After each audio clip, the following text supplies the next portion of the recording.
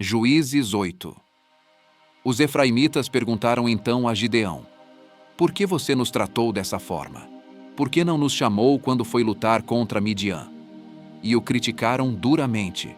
Ele, porém, lhes respondeu: Que é que eu fiz, em comparação com vocês? O resto das uvas de Efraim não são melhores do que toda a colheita de Abiezer? Deus entregou os líderes midianitas, Oreb e Zeebe, nas mãos de vocês. O que pude fazer não se compara com o que vocês fizeram. Diante disso, acalmou-se a indignação deles contra Gideão. Gideão e seus 300 homens, já exaustos, continuaram a perseguição, chegaram ao Jordão e o atravessaram. Em Sucote, disse ele aos homens dali: Peço-lhes um pouco de pão para as minhas tropas. Os homens estão cansados, e eu ainda estou perseguindo os reis de Midian, Zeba e Zalmuna. Os líderes de Sucote, porém, disseram: Ainda não estão em seu poder Zeba e Zalmuna? Por que deveríamos dar pão às suas tropas?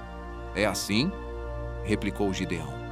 Quando o Senhor entregar Zeba e Zalmuna em minhas mãos, rasgarei a carne de vocês com espinhos e espinheiros do deserto. Dali subiu a Peniel e fez o mesmo pedido aos homens de Peniel, mas eles responderam como os de Sucote. Aos homens de Peniel ele disse: Quando eu voltar triunfante, destruirei esta fortaleza. Ora, Zeba e Zalmuna estavam em Carcor, e com eles cerca de 15.000 homens. Estes foram todos os que sobraram dos exércitos dos povos que vinham do leste, pois 120.000 homens que portavam espada tinham sido mortos. Gideão subiu pela rota dos nômades, a leste de Noba e Jogbeá, e atacou de surpresa o exército. Zeba e Zalmuna, os 2 reis de Midian, fugiram, mas ele os perseguiu e os capturou, derrotando também o exército. Depois Gideão, filho de Joás, voltou da batalha pela subida de Heres. Ele capturou um jovem de Sucote e o interrogou. E o jovem escreveu para Gideão os nomes dos 77 líderes e autoridades da cidade. Gideão foi então a Sucote e disse aos homens de lá: Aqui estão Zeba e Zalmuna, acerca dos quais vocês zombaram de mim, dizendo: Ainda não estão em seu poder Zeba e Zalmuna? Por que deveríamos dar pão aos seus homens exaustos? Gideão prendeu os líderes da cidade de Sucote, castigando-os com espinhos e espinheiros do deserto. Derrubou a fortaleza de Peniel e matou os homens daquela cidade. Então perguntou a Zeba e a Zalmuna: Como eram os homens que vocês mataram em Tabor? Eram como você, responderam. Cada um tinha o porte de um príncipe. Gideão prosseguiu: Aqueles homens eram meus irmãos, filhos de minha própria mãe. Juro pelo nome do Senhor que se vocês tivessem poupado a vida deles, eu não mataria vocês. E Gideão voltou-se para Jéter, seu filho mais velho, e lhe disse: Mate-os.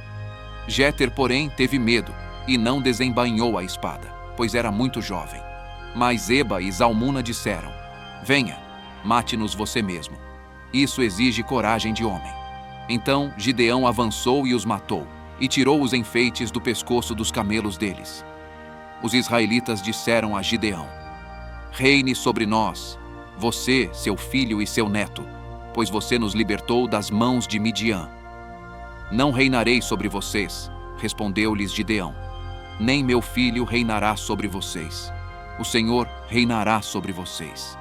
E prosseguiu: Só lhes faço um pedido, que cada um de vocês me dê um brinco da sua parte dos despojos. Os ismaelitas costumavam usar brincos de ouro. Eles responderam: De boa vontade os daremos a você. Então estenderam uma capa, e cada homem jogou sobre ela um brinco tirado de seus despojos. O peso dos brincos de ouro chegou a 20,5 kg, sem contar os enfeites, os pendentes e as roupas de púrpura que os reis de Midian usavam e os colares que estavam no pescoço de seus camelos. Gideão usou o ouro para fazer um manto sacerdotal, que ele colocou em sua cidade, em Ofra. Todo o Israel prostituiu-se, fazendo dele objeto de adoração. E veio a ser uma armadilha para Gideão e sua família. Assim, Midian foi subjugado pelos israelitas, e não tornou a erguer a cabeça. Durante a vida de Gideão, a terra desfrutou paz 40 anos. Jerubaal, filho de Joás, retirou-se e foi para casa, onde ficou morando. Teve 70 filhos, todos gerados por ele, pois tinha muitas mulheres.